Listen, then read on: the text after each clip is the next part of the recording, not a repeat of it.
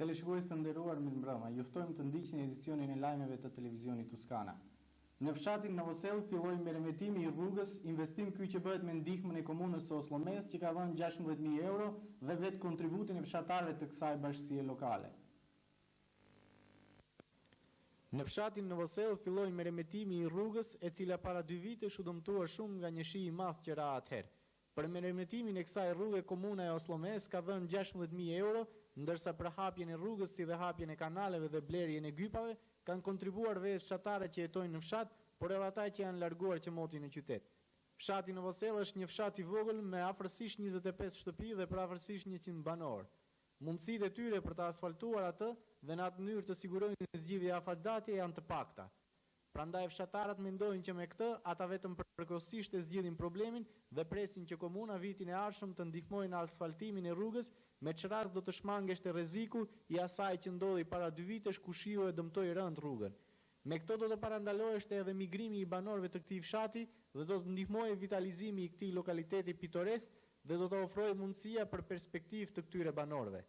Në vazhdim, kryetari i bashkisë lokale të këtij fshati, zotri Sali Ramadani, për televizionin Tuskana deklaroi: Me çfarë vështirësish është ballafaquar ky fshat deri tani?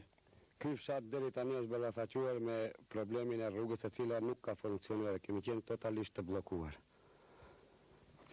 A mjafton mjetet që u ka dhënë komuna për ndërtimin e kësaj rruge?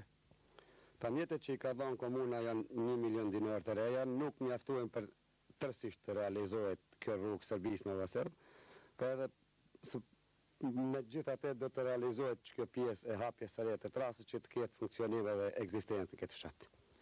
A mendoni se zgjidhet problemi afatgjat me ndërtimin e kësaj rruge? Jo, me ndërtimin e kësaj rruge nuk zgjidhet problemi afatgjat. Kjo ka edhe më shumë punë, asfaltime, vazhdimi i rrugës prej këtu ku jemi filluar deri në Serbisë nuk zgjidhet. Ndërtimin e kësaj rruge ka ndihmuar vetëm komuna apo kanë dhënë edhe një ndihmë edhe fshatarët e fshatit Novosel? Komuna ka dhënë 1 milion dinar të reja siç e ceka për rrafshimin e trasës, për zhavorin edhe për valirat. Për hapjen e kanaleve dhe gypet, ata i ka bashkia lokale i financan. Ju faleminderit për kohën që datë që të jepni një intervistë të shkurtër për televizionin Tuskana. Ju faleminderit edhe juve që na vizituat.